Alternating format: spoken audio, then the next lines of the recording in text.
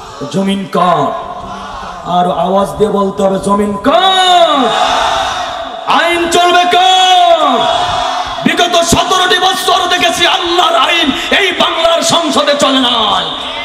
চলেছে মানব রচিত আইন, চলেছে স্বামীর আইন, চলেছে বাপের আইন, চলেছে মোদির আইন। আমরা এটা চালাতে দিব? আমাদের এই জমিন আল্লাহর, আইন চলবে আল্লাহ। কারণ বাবার আইন এই বাংলাদেশে চলবে, সংবিধান হবে কোরআনের সংবিধান। ঠিক কিনা বলো?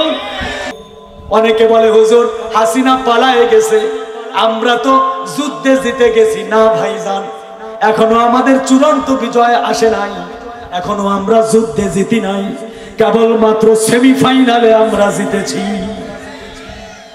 এই ওয়াজ কিন্তু অনেক দামি ওয়াজ। কেবলমাত্র কোন ফাইনালে জিতেছি? সেমিফাইনালে। বলতে পারেন হুজুর চূড়ান্ত বিজয় কবে আসবে?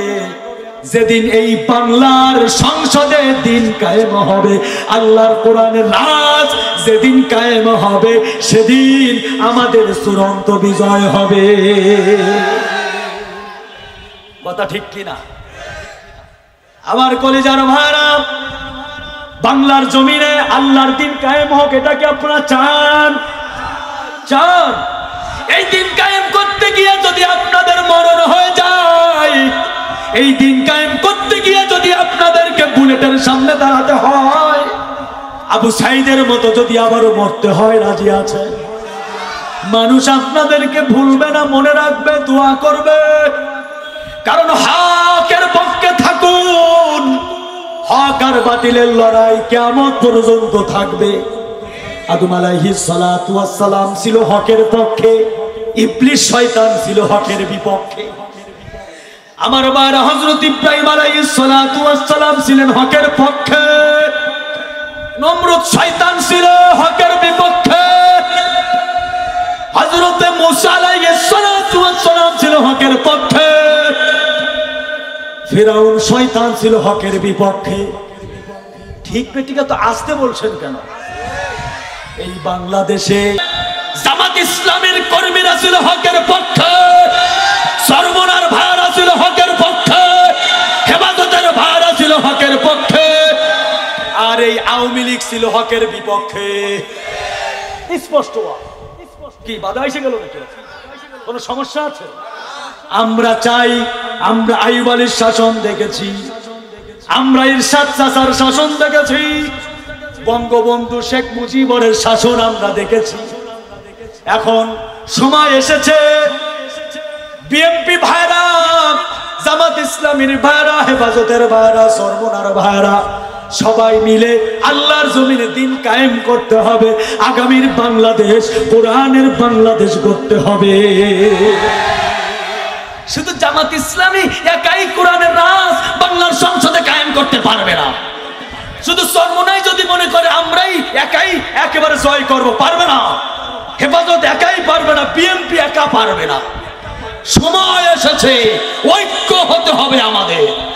কে আওয়ামী লীগ, কে বিএনপি, কে তাবলীগ, কে সরমনাই, কে হেফাজত, এটা আমাদের পরিচয় নয়। আমাদের সবচাইতে বড় পরিচয় হলো আমরা মুসলমানের ঘরে জন্ম নিয়েছি, আমরা মুসলিম মুসলমান। আপনি মুসলমানের নজরে তাকান না। যেই ভাইটা মুসলমানের রিক্সা চালক, ভ্যান চালক হোক, ও শ্রমিক হোক, ও রাস্তার একজন গরিব অসহায় ডাস্টবিনের মানুষ হোক, আপনি যদি মুসলমানের নজরে তাকান, ইনশাআল্লাহ ঐক্য আসবেই। কারণ পাবার ক্ষমতা নাই ঠেকায় রাখা। একটু আওয়াজ দিয়ে বলুন তো, জমিনটা কার? আলা লাহুল খালকু ওয়াল আমরু তাবারাকাল্লাহু রাব্বুল আলামিন।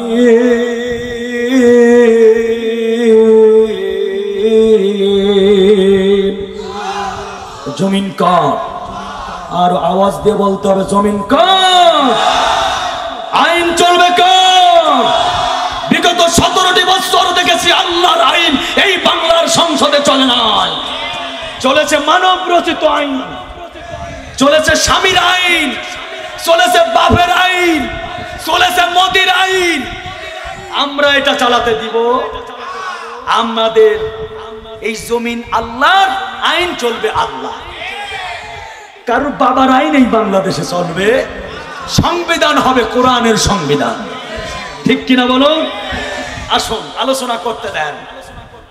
আগামীকাল যদি আপনি মারা যান, আপনি আগামীকাল মারা গিয়েছেন, কবরে রাখার সময় আপনার মসজিদের ইমাম সাহেব আমার আব্দুল মালিক হুজুর যখন এই এলাকাবাসীকে কবরে রাখবে, সে আওয়ামী লীগ হোক, বিএনপি হোক, জামাত হোক, তাবলীগ হোক, হুজুর বলবে কবরে রাখার সময় বিসমিল্লাহি ওয়া আলা মিল্লাতি রাসূলিল্লাহ। কার কাছে সুপর্দ করলাম? রাসূলের কাছে। এখন হুজুর যদি চিন্তা করে যে এই ব্যক্তি একেবারে টাটকা আওয়ামী লীগ, একেবারে বিএনপি, তাহলে আমরা বিসমিল্লাহি ওয়া আলা মিল্লাতি আওয়ামী লীগ পড়ি, তাই পড়ে নাকি? বিসমিল্লাহি ওয়া আলা মিল্লাতি বিএনপি, কথা বলে না হবে? যদি বলি বিসমিল্লাহি ওয়া আলা মিল্লাতি জামাত ইসলামী, হবে না।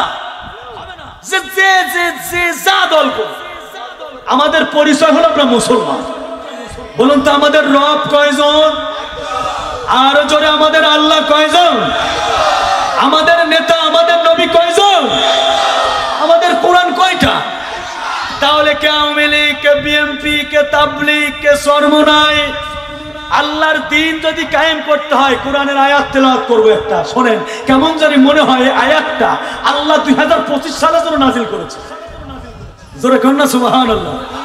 শারআ লাকুম মিনাদ-দীন মা ওয়াসা বিহি নূহ ওয়াল্লাযী আওহাইনা ইলাইক ওয়া মা ওয়াসাইনা বিহি ইব্রাহিম ওয়া মূসা ওয়া ঈসা আন আকিমুদ-দীন ওয়া লা তাতাফাররাকু ফীহি। কেমন জানি মনে হয় এই আয়াতটা আল্লাহ রাব্বুল আলামিন 2025 সালের জন্য নাজিল করেছেন। কোরআন তো অতীত, কোরআন বর্তমান, কোরআন ভবিষ্যৎ। যে যত গবেষণা করবে, স্টাডি করবে, পড়বে, তার কাছে নতুন নতুন তত্ত্ব বের হবে। এই আয়াতে 5 জন নবীকে আল্লাহ উদ্দেশ্য করে একই আদেশ দিলেন। কি আদেশ দিলেন? শারআ লাকুম মিনাদ-দীন। আল্লাহ বলছেন আমি দিনের যেই নিয়ম কানুন নির্ধারণ করেছি, সেই নিয়ম কানুন আমি নির্ধারণ করেছিলাম, নির্দেশ দিয়েছিলাম, যে আইনের নির্দেশ আমি দিয়েছিলাম, মা ওয়াসা বিহি নূহ আলাইহিস সালাতু ওয়াস সালাম ওয়াল্লাযী আওহাইনা ইলাইক, যে আদেশ আমি ইলাইক শব্দের দ্বারা আপনার আমার নবী, বিশ্ব নবী মুহাম্মদুর রাসূলুল্লাহ, আওয়াজ দিয়ে বলুন সাল্লাল্লাহু আলাইহি ওয়াসাল্লামকে উদ্দেশ্য করা হয়েছে। কয়জন নবী হলো? 2 জন। প্রথমে হলো মা ওয়াসা বিহি নূহ আলাইহিস সালাম ওয়াল্লাযী আওহাইনা ইলাইক, নবীজি সাল্লাল্লাহু আলাইহি ওয়াসাল্লামকে বলা হয়েছে। এরপরে ওমা ওয়াসাইনা বিহি ইব্রাহিম, ইব্রাহিম আলাইহিস সালাতু ওয়াস সালাম, ওয়া মূসা ওয়া ঈসা। কয়জন নবী? কয়জন নবী? 5 জন নবীকে আমার আল্লাহ একই নির্দেশ দিলেন। দিনের যেই নিয়ম কানুন, আইনের ব্যাপারে আল্লাহ একই আদেশ দিলেন। আদেশ দিলেন আন আকিমুদ্দিন, তোমরা আমার জমিনে দিন কায়েম করো। এই দিন কায়েম করতে গিয়ে ওয়ালা তাতাফাররাকু ফি, দলাদলি করো না, মত পার্থক্য হইও না। বলুন তো আমাদের ভিতরে দলাদলি আছে না নাই? আজকে বাংলাদেশে একদল হুজুররা কয় দলিন, আছে না? আর একদল কয় জলিন। একদল বলে আমিন জোরে বলতে হবে, আর একদল বলে আমিন আস্তে বলতে হবে। একদল বলে হাত নাভির নিচে বাঁধতে হবে, আর একদল বলে হাত বুকের উপরে বাঁধতে হবে। একদল বলে মিলাদ তারায় পড়তে হবে, আর একদল বলে মিলাদ পড়াই যাবে না, বেদাত। একদল বলে শবে বেরাতের রাতে ইবাদত আছে, আর একদল বলে ইবাদত নাই। একদল বলে মরাবাড়ি গিয়া দোয়া পড়া যাবে, খাওয়া যাবে, আর একদল কয় খাওয়া যাবে না। সাধারণ মুসলমান কয় তোর হুজুররেই মানি না, নামাজি পড়বো না। এগুলি বাদ দিতে হবে। আমাদের কোরআন এক, আল্লাহ এক, নবী এক। আমরা দল মত নির্বিশেষে মুসলমান যদি ঐক্য হয়ে যেতে পারি, আগামীর বাংলাদেশ শুধু কোরআনের বাংলাদেশ নয়, মুসলমান যদি একবার ঐক্য হয়ে যেতে পারি, আগামীর পৃথিবী আল কোরআনের পৃথিবী হয়ে যাবে। আওয়াজ দিয়ে বলুন ঠিক না বেঠে?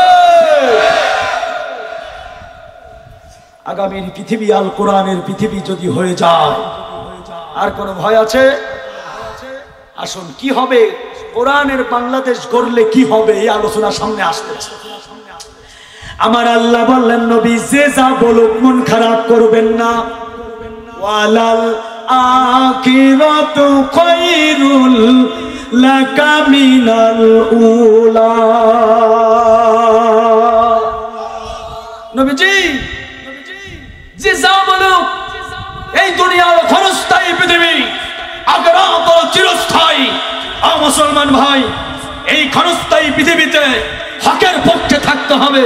দিন প্রতিষ্ঠার আন্দোলন করতে গিয়ে যদি রক্ত দিতে হয়, আবু সাইদ মুগ্ধ রুবেলের মতো যদি রক্ত দিতে হয়, আপনারা কি রক্ত দিতে প্রস্তুত আছেন? যদি জীবন দিতে হয়, জীবন দিতে কি প্রস্তুত আছেন? আমাদেরকে যদি আবারও মাথায় কাপড়ের কাপড় বেঁধে বুকে কোরআন নিয়ে দিন প্রতিষ্ঠার আন্দোলন করতে গিয়া আবারও যদি মাঠে ময়দানে নামতে হয়, আমরা সবাই প্রস্তুত আছি ইনশাআল্লাহ। প্রস্তুত আছেন তো ইনশাআল্লাহ? যদি ফাঁসির মঞ্চে ঝুলতে হয়, ফাঁসির মঞ্চে ঝুলতে রাজি। যদি আমাদেরকে রক্ত দিতে হয়, রক্ত দিতে রাজি।